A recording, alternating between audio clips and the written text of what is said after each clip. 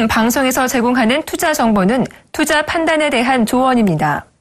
방송에서 제공하는 주식의 가치, 가격 상승 및 가격 하락에 대해서는 방송사에서 보장하지 않습니다.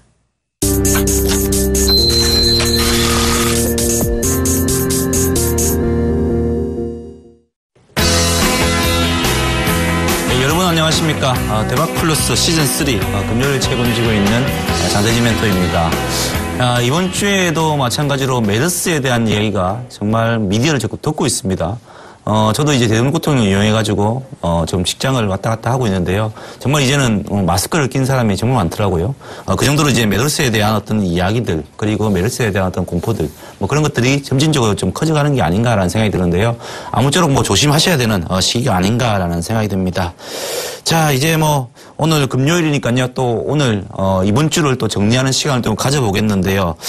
먼저 이번 주를 정리하는 마켓 리뷰를 하기 전에요. 종목 상담에 관한 알림 말씀 드리겠습니다. 종목에 관한 궁금한 사항이 있으시면요. 주저하지 마시고 아래 번호로 전화 주시기 바랍니다. 서울전화고요. 02-3153-2611, 2612이고요. 무료 문자 013-3366-0110입니다. 그리고 서울경제 홈페이지에서도 종목 상담 게시판을 통해 가지고도요 올려주시면은 바로 실시간으로 제가 상담을 해드리겠습니다. 자, 이번 주에 시장을 또 한번 정리하는 시간을 이제 본격적으로 가져보겠는데요. 올케어스 마켓 리뷰 앤 핫 이슈 점검을 해보겠습니다. 자, 먼저 이제 우리 전체적으로 이번 주에 글로벌 시장이 어떻게 돌아갔는가를 먼저 점검을 해봐야겠죠. 뭐 제가 이야기 드리는 건 항상 형식이 이런 형식으로 가니까요. 한번 점검을 하는데 유심히 한번 보시기 바랍니다. 자, 이제 먼저 다우존스하고 이제 나스닥 미국 증시부터 이제 점검을 해보겠습니다. 요 위쪽에 보이시는 게 우리나라 지수고요. 제가 비교를 하기 위해서 이렇게 띄워놨습니다. 그럼 이쪽으로는 이제, 미국 증시를 보여드리고 있습니다. 일단 먼저 다우존스 먼저 보여드리겠는데요. 다우존스 지수는 점진적으로 좀 부진한 흐름을 보이고 있죠. 그리고 전일 같은 경우, 그러니까 목요일이죠.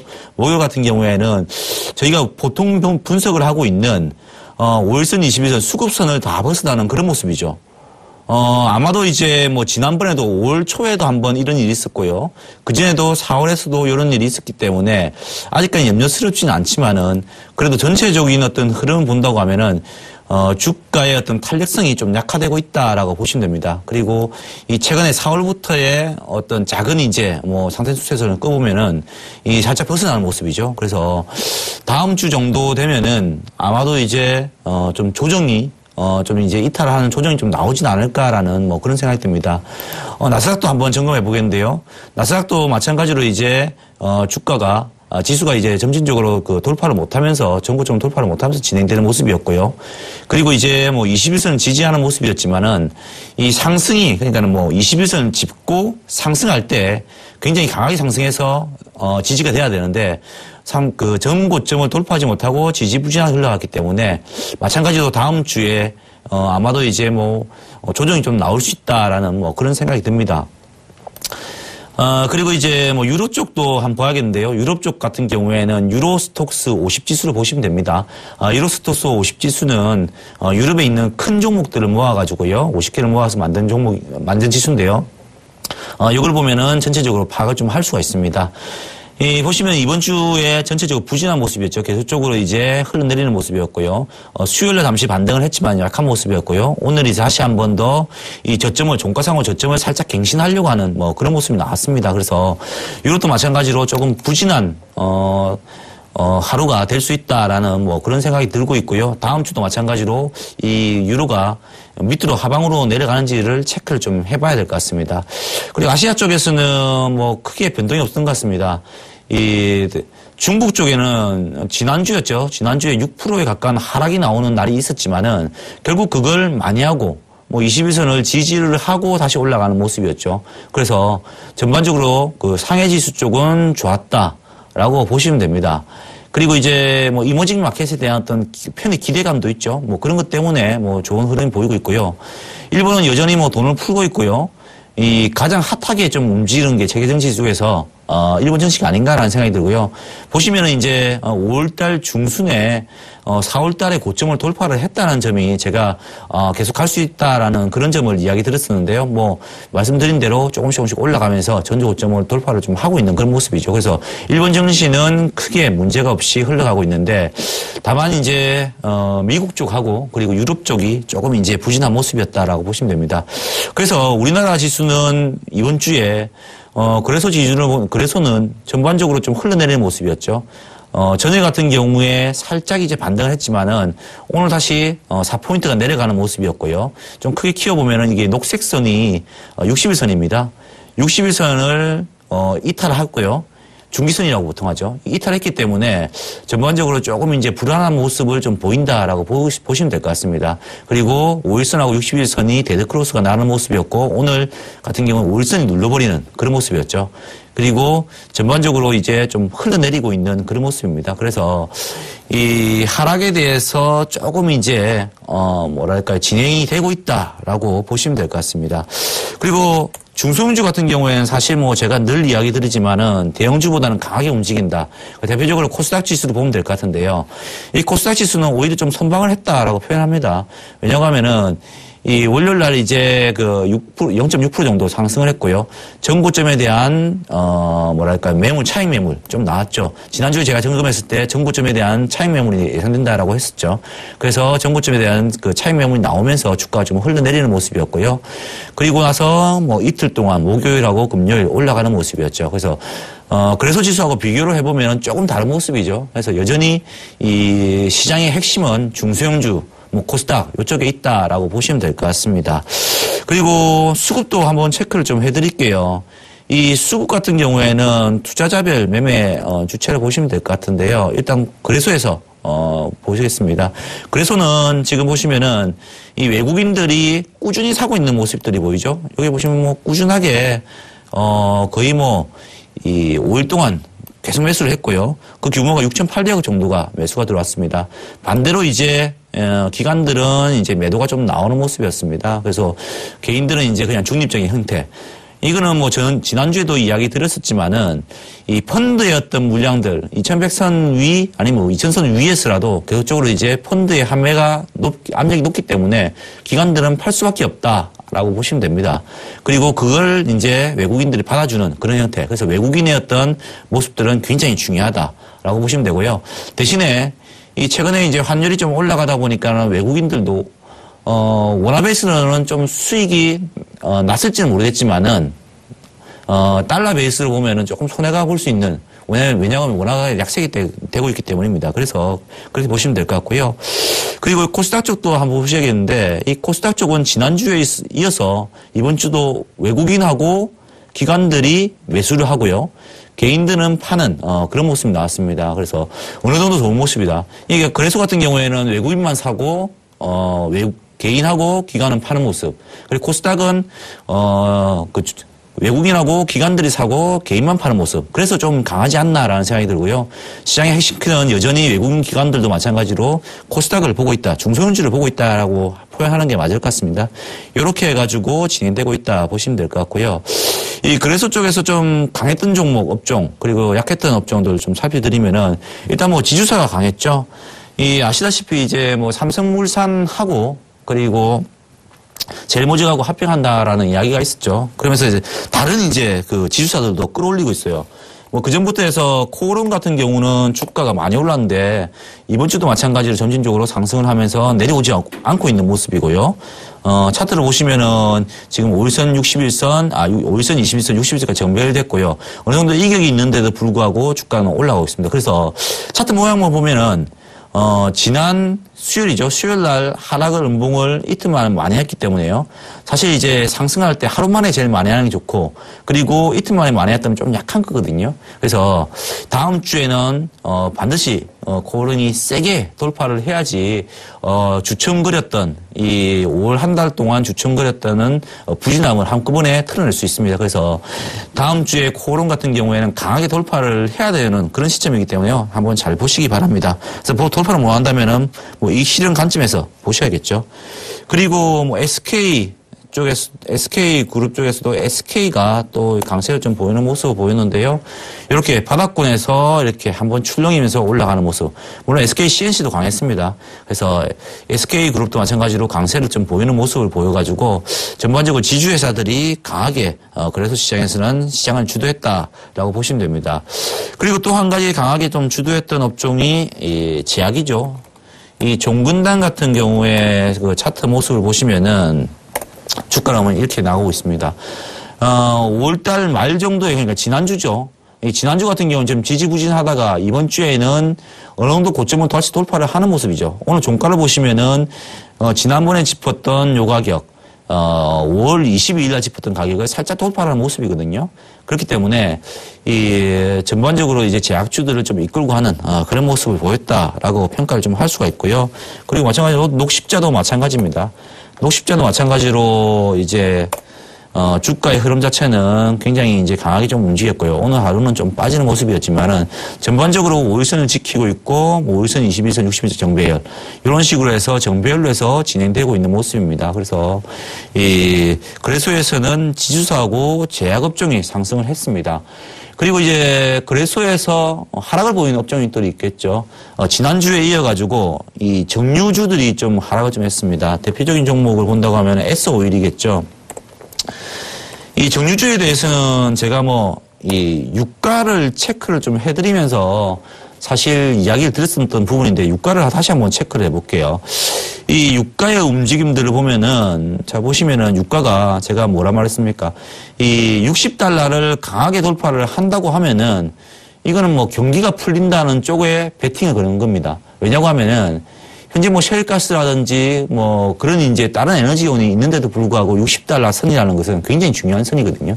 이 부분 돌파를 하는 게 굉장히 중요한데 그렇지 못하고 지금 60달러를 전후해가지고 계속적으로 왔다 갔다 하는 모습이고 오늘 같은 경우에는 58달러를 보였거든요. 그러니까는 어떻게 보면은 그동안에 이 유가가 43불 때부터 해서 올라갔던 모습들이 지금 이제 한 달 동안 5월하고 그 다음에 6월 들어서도 행보를 하고 있으니까는 이 성장성이라고 할까요? 어떻게 보면은 이 유가가 안 올라갔으니까 성장성이 표현을 할게요. 쉬운 말로요. 이 성장성이 없어지니까는 이 아무래도 이제 이 유가와 관련된 화학주도 될 수가 있고요.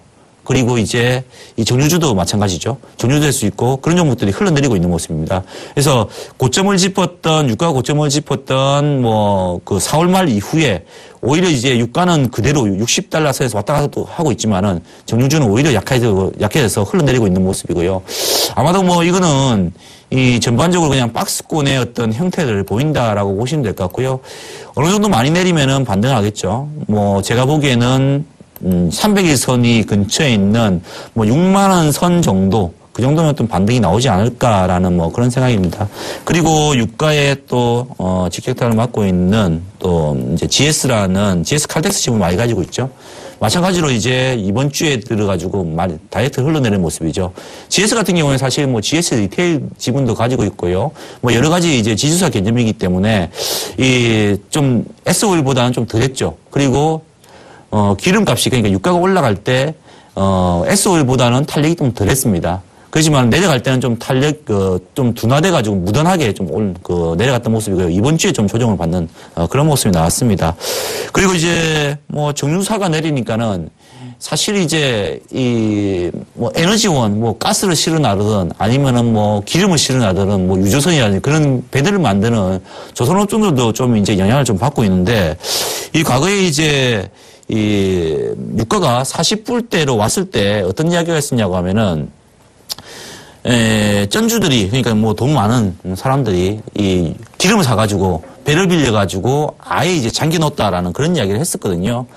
그런데 이제 시세가 좀 없어지니까는 이 배에 대한 수요가 없기 때문에 이 보시면은 이제 그 당시 이야기 나왔을 때 주가는 이렇게 올라가다가 최근 들어서는 오히려 이렇게 낮아지는 그런 모습입니다. 그래서 유가의 어떤 반등하고 관련해 가지고 움직인다라고 보시면 될 것 같고요. 오늘 현대중국 같은 경우도 오늘이 4% 정도 내렸고요. 며칠 동안 계속적으로 내리는데 전반적으로 유가가 크게 하락하지 않는다고 하면은 이것도 박스권 아니겠나라는 생각이 듭니다. 위쪽으로는 15만 원이고요. 밑쪽으로는 9만 원 선. 그리고 중간선이라고 하면은 뭐 6만 원 선 정도 되니까 한 12만 원 정도 되겠네요. 이 정도 안에서 이렇게 뭐 움직인다라고 보시면 될 것 같습니다. 그리고 이제 뭐 한 가지 더 보면 대우조선해양도 마찬가지로 비슷한 모습을 보이고 있는데요. 대우조선해양 보시면은 이제 뭐 주가가 점진적으로 흘러내리는 모습이고요. 현대중공업보다는 아무래도 이제 뭐 좀 뒤처지니까 뭐 1등 아니지 않습니까? 그러다 보니까는 후발주자다 보니까는 그 주가의 흐름 자체가 좀 많이 부진하다라고 보시면 될 것 같습니다. 그리고 의류주도 마찬가지로 지난주에 이어가지고 좀 흘러내리는 모습들이 나왔습니다. 이 한세 시럽을 먼저 보겠는데요. 지난주에 제가 한세 시럽을 좀 보여드렸습니다. 지난주에도 보여드리면서 이제 좀 꺾이는 모습이 아닌가라는 그런 이야기 들었었는데 이번 주도 마찬가지로 흘러내리는 모습이죠. 그래서 수급 측면에서 보시더라도 현재 이 위쪽에 있는 이 기관들이거든요. 기관들이 차익 실현을 하고 있는 모습이고요. 그동안 많이 올랐거든요. 외국인들 마찬가지로 좀 틀어내는 그런 모습들. 그래서 기관 쪽에서는 요걸 틀어서 이 시대에서 다른 쪽으로 가고 있다라고 해석하시면 되고요. 그쪽이 바로 코스닥 그리고 중소형주 쪽이 아니겠나라고 생각하고 있습니다. 예, 그리고 이제 한 가지 뭐 하나 더 보면은 또 LG 패션이죠. LF. 마찬가지로 이제 좀 부진한 모습을 보이고 있습니다. 잠시 이제 이 지난 주말에 반등했지만은 결국 이제 다시 다 내려오는 그런 모습을 좀 보이고 있고요. 다만 조금 틀린 거는 이제 LG 패션에 대해서는 기관들이 좀 긍정적으로 생각하고 매수가 들어온다는 점에서 본다고 하면은 이 주가가 어느 정도 뭐 흘러내리기보다는 이 정도에서 멈추지 않겠나라는 뭐 그런 생각이 듭니다. 그래서 이 다음 주에는 한번 이 차트상의 어떤 흐름상을 본다고 하면은 반등이 될 수 있는 그런 자리다. 그리고 제가 중요하게 여기고 있는 선, 이 300의 선인데 까만색으로 표시되어 있죠. 요 선을 지키면서 주가가 반등하는 게 참 보기가 좋은 이제 모습이 되겠다라고 보시면 될 것 같습니다. 그리고 코스닥 시장에서도 이제 뭐 업종들 한번 살펴봐야 되겠는데요. 이 코스닥 쪽에서는 좀 강했던 게 뭐 후성하고요. 그리고 에코프로가 있는 2차전지 재료 쪽입니다. 그쪽을 보시면 이제 뭐 후성이 이번 주에 강하게 올라가면서 전고점을 돌파를 좀 하는 모습을 좀 보이고 있죠. 그래서 앞으로 뭐 실적이라든지요. 그런 면에서 본다고 하면은 조금 이제 뭐 기대를 많이 하는 모습이고요. 전일과 오늘 같은 경우에 기관들이 굉장히 많이 샀죠. 그런 부분을 본다고 하면 이제 뭐 스타트가 되지 않았나라는 생각이 듭니다. 그래서 다음 주도 한번 관심 가져보시기 바라고요. 에코프로도 한번 볼게요. 에코프로는 좀 후발주자죠. 후성보다는요. 그래서 뭐 에코프로하고 후성하고 보면은 어떻게 보면은 이제 여러분들이 일반 투자 같은 경우에는 많이 안 올라갔으니까는 이 에코프로를 사야 되지 않겠냐라고 하지만은 뭐 에코프로가 따라가지 않겠냐라고 하지만은 실전에서 이제 하시는 분들이라고 하면은 사실 실전 선수들은 이 후성을 따라가거든요. 이 강한 종목 그리고 이제 선도주를 따라가는 게 보통입니다. 그래서 이 같은 업종에 군에 있는 종목을 매매한다고 하면은 이 1등 종목 그리고 선도 종목을 한번 매매하는 게 정석이라고 생각하고요. 지금 에코프로보다는 후성이 더 나아 보인다라고 이야기 드리겠습니다. 그리고 이제 지난주에 좀 핫하게 지금 주가가 많이 올랐던 게 뭐냐고 하면 메르스 관련주죠. 이 메르스 관련주가 이번 주에는 뭐 폭락을 좀 했습니다. 일단 뭐 진홍생명과학이요. 이번 주 화요일부터 해가지고요. 화요일까지가 상한가가 들어갔고 그리고 수요일, 목요일, 금요일 수요일 하한가 그리고 목요일 하한가 그리고 오늘 같은 경우도 10%가량이 약 10%가량이 빠지면서 주가가 금세 다시 내려오는 그런 모습을 좀 보였습니다. 현재 뭐 메르스와 관련돼서 뭐 뉴스와 이슈 그리고 뭐 확산 속도가 아직까지 잡히지 않고 있거든요. 오늘 보니까는 뭐 순창의 어떤 한 마을에 순창의 한 마을 전체를 이제 격리시켰다라는 그런 뉴스가 들릴 정도로 이 메르스에 대해서 아직까지 전체적인 어떤 방역 시스템이나 그런 것을 잡지 못하고 있는 모습이기 때문에 아마도 뭐 진원이 한번 내려오더라도 다시 이대로 죽지는 않고 다시 한 번 더 뭐 활개치지 않을까라는 그런 생각 듭니다. 그리고 메르스 종목으로 같이 이야기 드렸던 중앙백신 같은 경우도요.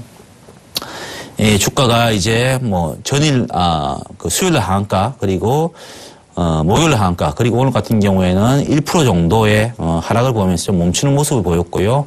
이런 식으로 해서 지금 메르스 관련주들이 지난주에는 굉장히 핫했는데요. 이번 주에는 오히려 이제 뭐 급락을 하는 그런 모습을 좀 보였습니다. 그리고 이제 뭐 자동차 부품주들도 좀 안 좋았습니다. 그 에코플라스틱이라는 작은 회사죠. 이 회사의 그 흐름 보시면 주가가 좀 흘러내리고 있는데요. 물론 이제 완성차도 좀 흘러내렸습니다. 이 현대차, 현대모비스 그리고 기아차가 좀 흘러내렸었는데요. 제가 이야기 드리고 있는 그 종목과 관련해서는 이제 원엔 환율을 계속 보라라는 이야기를 드리고 있지 않습니까? 이 원엔 환율과 관련해서 한번 체크를 좀 해드리면 어느 상태인가? 원화하고 엔화, 이 원엔 환율을 보시면은 요 정도에서 유지가 되고 있습니다니까요. 단지 지금 바닥을 짚는 과정이기 때문에요. 이 조금 민감하게 좀 반응하고 있는 것 같고요. 지난 수요일이죠. 수요일 같은 경우에는 저점을 살짝 일탈하지 않겠나라는 그런 우려감이 굉장히 팽배했거든요. 그러다 보니까는 이 뭐 완성차 업체든 아니면은 부품주, 자동차 부품주들도 내려갔다라고 보시면 되고요. 자동차 부품주, 완성차 업체는 그냥 원의 환율 따라서 움직인다. 이게 핵심 키다라고 생각하시고 접근을 하시면 될 것 같습니다. 에코플라스틱도 이렇게 부진한 흐름을 좀 보였었고요. 평화전공도 마찬가지입니다. 평화전공 역시도 마찬가지로 이제 주가가 이렇게 흘러내리는 좀 모습을 좀 보여가지고, 전반적으로 아직까지는 이제 자동차 부품 관련주들도 아직까지 힘을 못 쓰고 있다라고 보시면 될 것 같습니다. 그리고 풍력주들도 마찬가지로 이제 뭐 하락하는 모습이었는데요. 풍력에서는 뭐 용연 BM을 보시면 되겠죠. 근데 지금 이제 뭐 풍력 관련주들은 어쩔 수 없죠. 뭐냐고 하면은 이 유가가 $100 이상 됐을 때 사실 뭐 대체 에너지들이 뭐 태양광이라든지요, 아니면 풍력이라든지 뭐 그런 대체 에너지들이 좀 효율성이 있다고 할까요? 단가 대비해서요. 근데 지금 같은 경우에 지금 뭐 $60 아래에서 움직이고 있으니까는 아마도 이제 풍력 관련주들은 좀 힘을 못 쓸 수밖에 없는 그런 상황이 아닌가라는 생각이 듭니다. 현진소재도 마찬가지죠. 현진소재도 흐름 보시면 이렇게 흘러내리고 있습니다. 뭐 줄줄줄 흘러내리고 있어가지고요. 좀 안타까운데 아무튼 뭐 유가의 어떤 대세가 지금 이제 뭐 $60를 넘기 어려우니까는 대체 에너지 관련해서는 이 낙폭가대로만 접근을 하고 뭐 추세적으로 바닥을 짚었다 아니면은 좀 장기적으로 가져가겠다 그런 식의 접근은 좀 뭐 삼가하시는 게 맞지 않을까라는 뭐 그런 생각이 듭니다. 그래서 이번 주 시장을 전체적으로 평가를 해보면은 이 대형주들은 점진적으로 약세를 보였다. 그 속에서 중소형주들은 그런 대로 좀 선방을 했다라고 좀 평가를 좀 하겠습니다. 요렇게 해가지고요 제가 이번 주에 올케어 마켓 리뷰 앤 핫이슈를 점검해봤습니다. 자, 이번 시간은 제가 종목 상담을 실시간으로 해드리는 시간입니다. 종목 상담과 관련해서 안내 말씀 다시 한번 드리겠습니다. 종목 관련된 상담이 필요하신 분들은요, 주저하지 마시고 전화를 주시거나 문자를 주시면 되겠습니다. 서울 전화고요. 02-3153-2611-2612이고요. 무료 문자 013-3366-0110입니다. 그리고 서울경제 TV 홈페이지를 통해서도요. 여러분들이 종목 상담 신청 게시판에 올려주시면은 제가 뭐 실시간으로 선정을 해서 상담을 좀 해드리겠습니다. 자, 뭐 전화 연결돼 있나요? 여보세요? 예, 여보세요? 예, 안녕하십니까? 네, 수고하십니다. 예. 지역이 어디십니까? 예, 거제입니다. 아, 거제도요? 예, 예. 아유, 멀리서 전화하셨네요. 감이 좀 옵니다. 예. 좀 크게 말씀해 주시고요. 예. 대림 비엔코요. 예. 대림 비엔코요? 예, 예. 예. 예, 수가는 25,500원이고요. 예. 25%입니다. 아, 25%요? 예, 앞으로 어떻게 될지 한번 경험을 구하려고 그러는데. 일단, 대림 비엔코가 어떤 회사인지는 아시죠? 예, 예. 이 욕실 쪽하고 건자재를 하는 기업이잖아요. 예, 예. 근데 어떤 사유로 요 종목을 사셨습니까?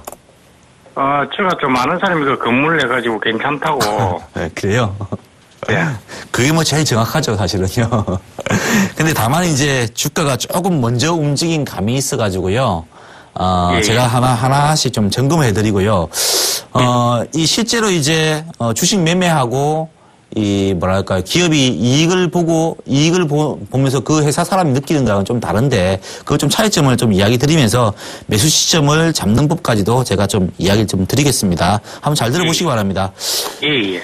일단 대림비용코 아까 이야기 드렸다시피 회사에 기본적으로 분석을 좀 해볼 때는 먼저 이제 시가총액 어느 정도 사이즈인가를 봐야 되거든요.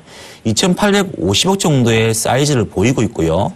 그리고 이 회사가 이 건축 기자재, 특히 이제 뭐 욕실용품 등을 하고 있는 그런 회사라 보시면 됩니다. 이 작년 같은 경우에 뭐 실적이 좋았고요. 왜냐고 하면은 뭐 2013년 적자였다가 올해는 2014년 흑자 전환했죠. 그리고 영업이익도 마찬가지로 80억까지 늘어나는 그런 모습이 보여가지고 이 전반적으로 2014년도에 굉장히 좋았고 올해 같은 경우는 1분기가 20억 정도 영업이익 났고요. 그리고 마찬가지 당기순이익은 7억 정도가 났으니까는 그런 대로 선방을 했다라고 보시면 됩니다. 다만 이 2,800억이라는 시가총액을 설명을 하려고 하면은 올해는 조금 더 이익을 더 나야 되지 않겠나라는 생각이 듭니다. 적어도 뭐 이 당기순이익 단에서 100억 이상은 뭐 나와야 되지 않겠나라는 생각이 들거든요. 그리고 뭐 영업이익 같은 경우도 마찬가지로 이제 뭐 한 150억 정도 그 정도 나와야 되지 않겠나라는 생각이 듭니다. 그런데 지금 현재 1분기 상황을 보면은 그렇지 못하죠. 그래서 물론 1분기 뭐 한 분기만 뭐 그랬다 치면은 2분기까지 기다려 보겠다라고 생각할 수도 있거든요. 그게 바로 차트에 보통 나타나고 있습니다. 왜냐고 하면은 이 작년까지 그냥 2013년에 굉장히 안 좋았다가 2014년도에 좋아졌는데 사실 하반기부터 좋아졌거든요. 그걸 딱 보고 이제 베팅이 들어간 거예요. 그러면서 주가가 올라갔었는데 실질적으로 이제 실적이 발표되는 5월 달이죠. 5월 뭐 중순쯤에 5월 15일 정도에 발표됐을 것으로 생각되는데 그 이후에 주가 흐름 보시죠. 오히려 이제 이 실적 시즌이 되니까는 오히려 지금 내려오죠.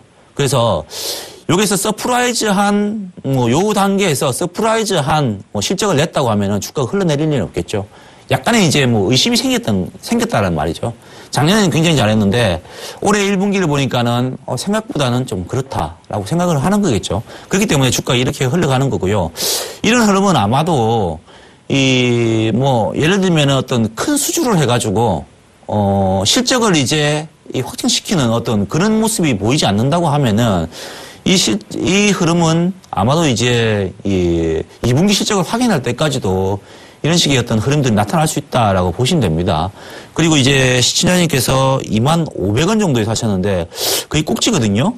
이 꼭지인데 이 사실 이제 뭐 주가는 선 반영해서 움직입니다. 보통 이제 그 회사의 사람들이 우리 회사 좋아졌어. 그리고 이제 보너스 나올 것 같아. 그렇게 느낄 때쯤이면 보통 주가는 벌써 반영해가지고 올라가 있는 상태거든요.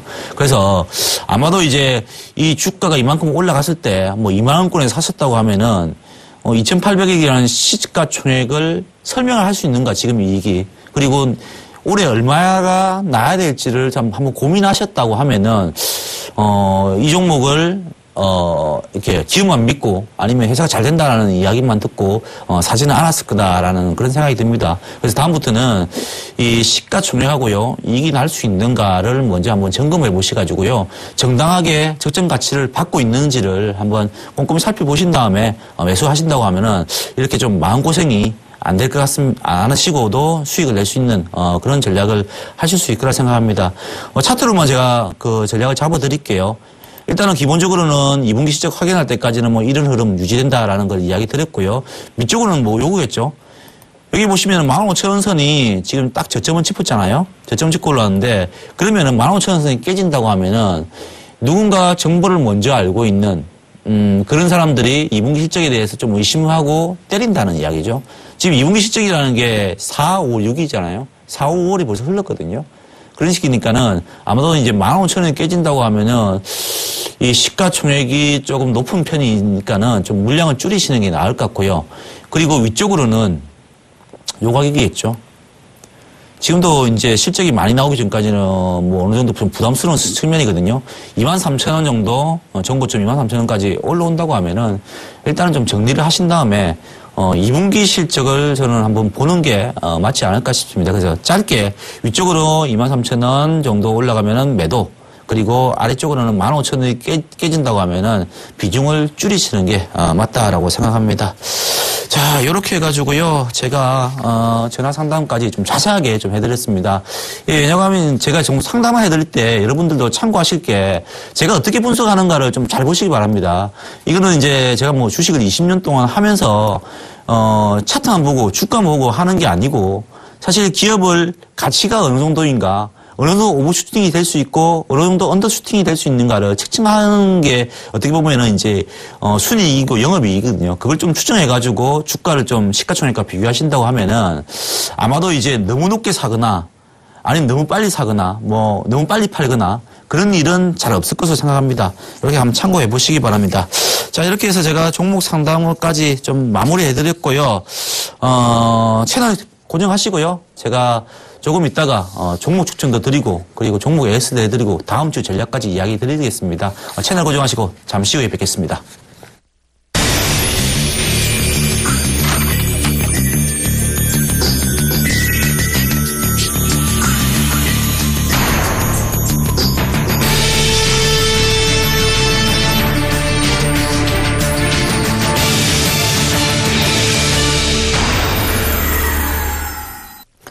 예, 이번 시간에는 올케어스, 추천 종목 시간입니다. 제가 이제 장기적으로 좀 좋아 보이는 종목들을 하나씩 가져와가지고요, 지금 이제 추천을 드리고 있고요.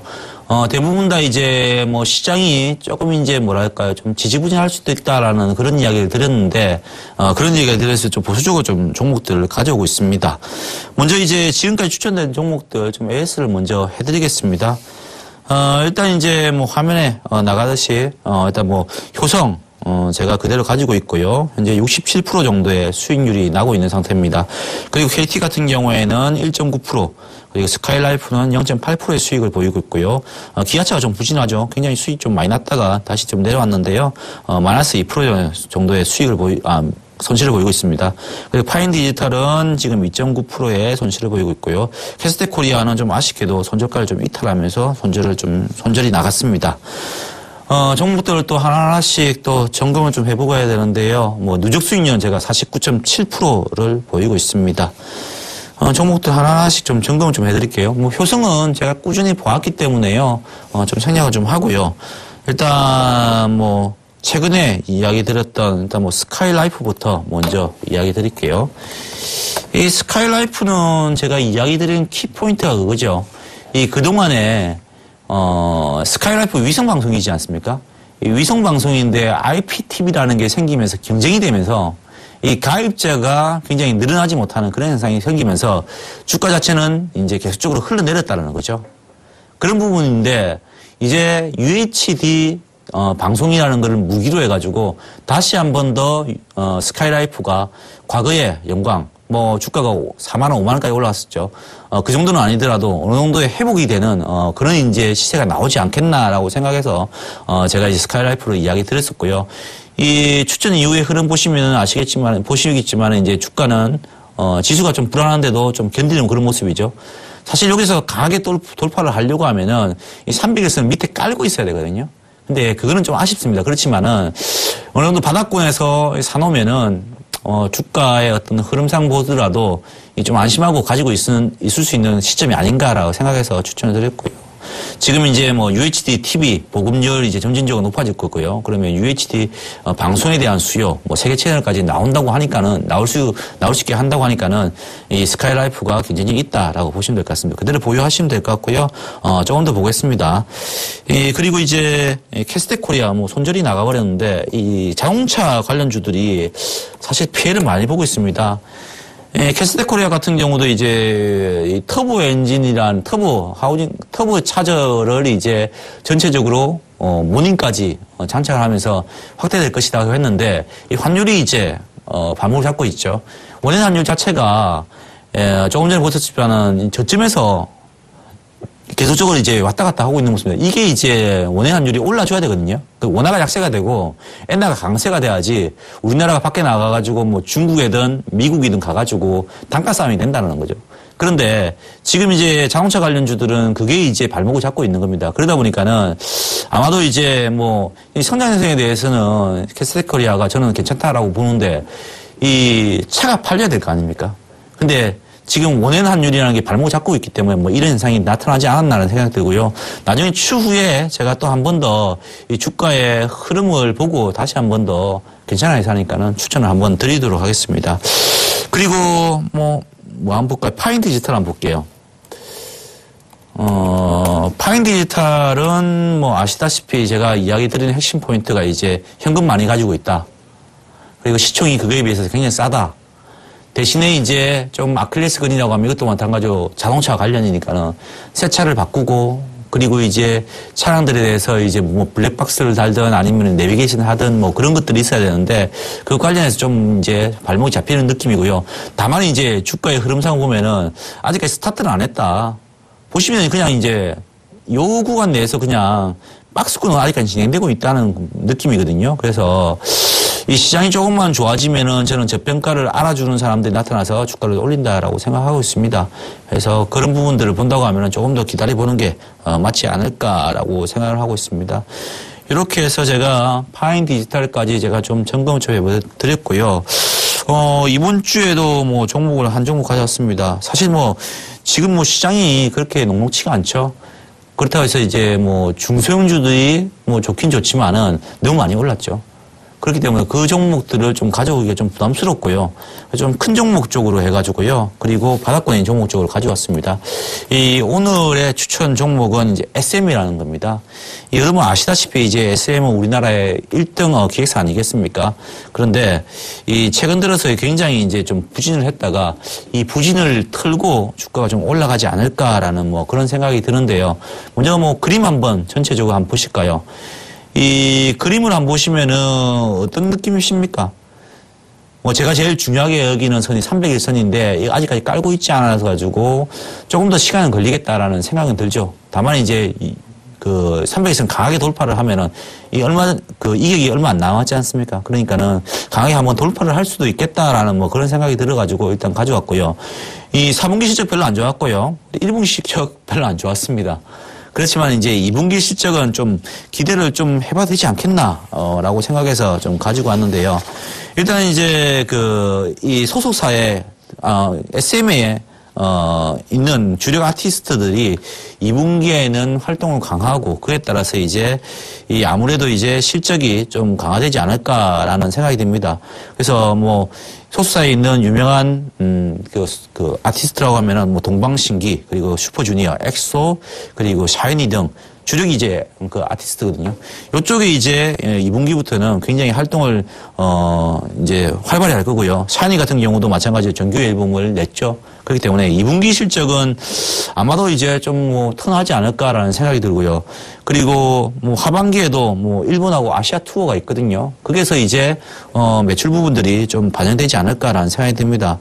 그래서 뭐 2분기에는 이제 주력 아티스트들이 활동을 강하고요. 그리고 하반기에 또 이제 새로운 아티스트들, 준비하고 있는 아티스트들이 많거든요.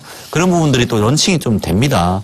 그래서 뭐 신인들이 데뷔를 하면서 이 전반적으로 이제 이 회사의 어떤 모습들이 좋아질 거라 생각하고 있고요. 어떻게 보면 이제 SM이 사람 장사다 하고 하지만은 이 사람 장사를 넘어서 시스템으로 해서 어떻게 보면 가는 기업이라 볼 수 있거든요. 그런 측면에서 본다고 하면은 이 사람에 대한 리스크가 계속적으로 부각되고 있는데 그걸 배제한다고 하면은 주가는 사실 이렇게 비싼 편은 아니라고 생각합니다. 그리고 이제 뭐 중국 쪽에서 뭐 성장이 지속될 거라는 예상들이 나오고 있고요.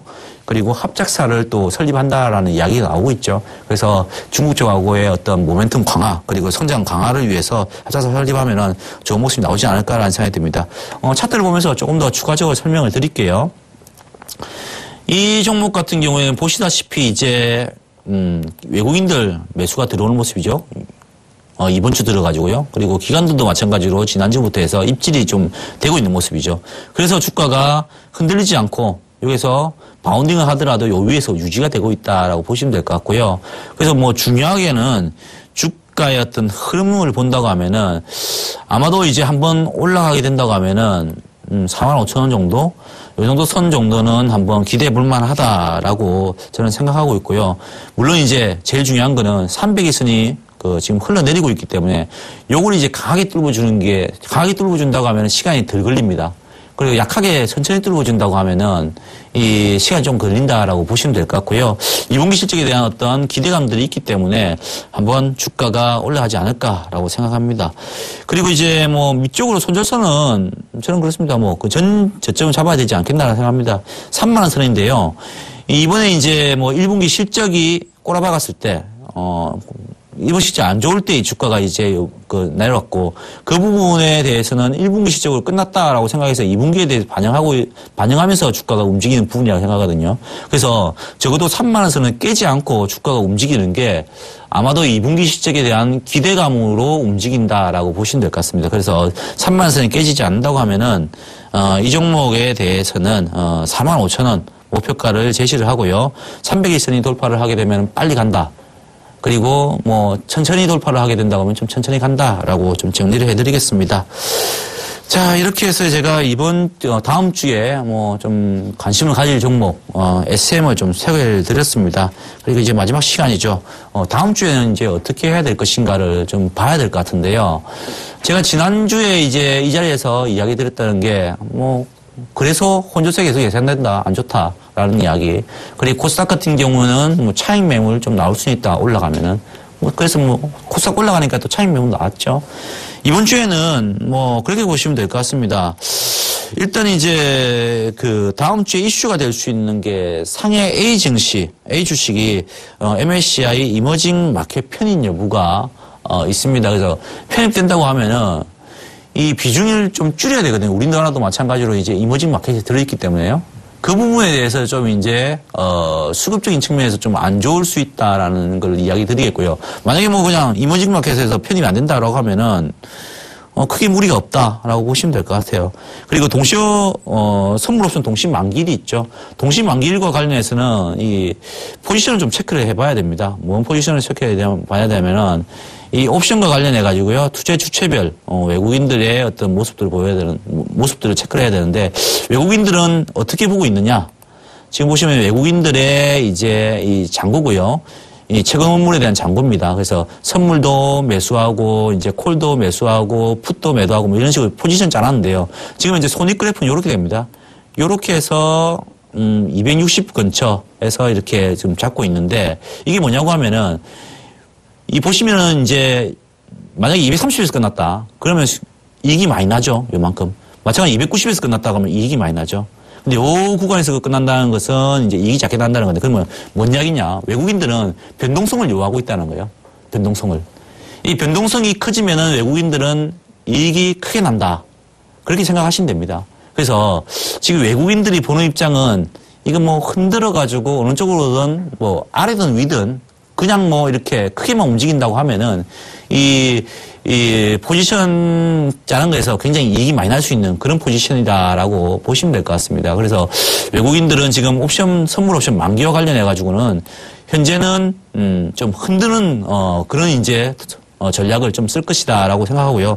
다음 주도 이제 이렇게 주가가 좀 변동성이 좀 있는 그래서 지수는 변동성이 있는 그런 모습이 나오지 않겠나라는 생각이 듭니다. 그리고 금통위의 금리 결정도 있죠. 이 금통위에서 이제 이번에 메르스와 관련해 가지고 경기가 부진할 것 같으니까는 오히려 이제 한 번 더 내리자라는 의견들도 좀 나오고 있거든요. 아직까지는 동결이 되고 있지만은 내린다고 하면은 조금 주식시장에는 지금 긍정적이고요. 그리고 외국인들이 또 어떻게 반응하는가를 또 봐야 됩니다. 왜냐하면 환율과 관련해 가지고는 이 금리가 내려가면은 상대적으로 캐리 자금이라고 해야 될까요? 그런 자금들이 조금 부진할 수가 있거든요.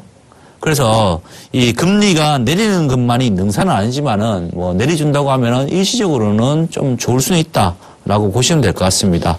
그래서 이런 부분들을 다음 주에는 한번 체크를 좀 해보시기 바라고요. 그래서는 그냥 혼조 장세 지속된다라고 저는 생각하고 있는데요. 차트로 해가지고 조금 더 보여드릴게요.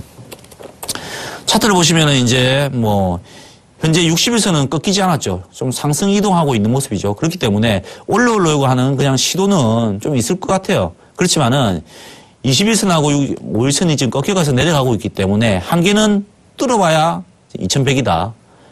그리고 이제 하락 압력은 계속된다라고 보시면 될 것 같습니다. 그래서 이 정도를 체크를 해가지고 그래서는 좀 혼조가 지속된다라고 생각하시면 될 것 같고요. 코스닥도 한번 볼게요. 코스닥 같은 경우에는 이제 현재 5일선 그리고 21선, 60일선까지 정배열이죠. 다만 이제 이번 주에 흐름상의 어떤 보면은 세게 내렸던 지금 화요일하고요. 그리고 수요일 날 세게 내렸는데 요거를 뭐 이틀 만에 만회해야지 똔똔해지지 않겠습니까? 힘의 균형이 맞지 않겠습니까? 근데 이 어떤 차트상의 어떤 뭐 수급상의 흐름만 본다고 하면은 주가 자체는 그렇게 이 매도 쪽이 좀 더 센 게 아닌가라는 그런 생각이 듭니다. 그래서 다음 주도 제가 보기에는 코스닥도 마찬가지 혼조 장세가 될 것 같습니다. 그래서 지난주에도 제가 이야기 드린 게 종목을 좀 압축하시라. 되는 종목만 되니까는 좀 압축하셔가지고 뭐 성장주를 하든 아니면은 정말 숨어있는 뭐 자산주를 하시든 그런 식으로 압축을 하셔가지고 뭐 하시라. 그리고 뭐 단기 매매를 하시라라는 그런 이야기 드리는데요. 이번 주도 마찬가지가 아니겠나라는 생각이 듭니다. 이 주가가 올라간다고 해가지고요. 올라간 종목을, 시장이 좋을 때는 그냥 올라간 종목 따라가시면 되거든요. 그런데 지금은 다음 주는 뭐 거래소도 그렇고 코스닥도 그렇고 뭐 혼조 장세가 예상되기 때문에 무리하게 따라갈 필요는 없다는 거죠. 오히려 그럴 때일수록 조금 더 이제 기업을 한 번 더 꼼꼼하게 체크를 하시고요. 이 기업이 정말 싼가, 내가 따라가도 될 기업인가를 검토하신 다음에 들어가시더라도 늦지 않다라고 저는 생각합니다. 그래서 다음 주에는 이제 무리한 매수보다는 오히려 관망을 하면서 기업을 한 번 더 체크를 해보시는 게 맞지 않을까라는 생각이 들고요. 종목들 좀 더 압축하시고요. 그리고 전반적으로 이제 흐름이 좋지 않다라는 생각을 가지고 있으니까는 관망을 좀 하시는 게 뭐 맞지 않을까라는 생각이 듭니다. 자, 이렇게 해가지고요. 제가 오늘 종목 추천도 하나 해드렸고요. 올케어스 투자 전략 다음 주 전략까지도 세워드렸습니다. 어떻게 보셨는지 모르겠습니다. 벌써 또 주말이 와버렸는데요. 주말 동안 메르스 때문에 좀 활동은 좀 자제하시는 게 좋겠죠. 그리고 자제하시면서 오히려 지금 이제 시장이 조금 부진하니까는 시장을 한번 점검해보는 시간을 갖는 것도 저는 좋은 하나의 방법이라 생각합니다. 주말 동안 잘 점검해 보시고요. 그 다음 주 잘 대응하시기 바랍니다. 감사합니다.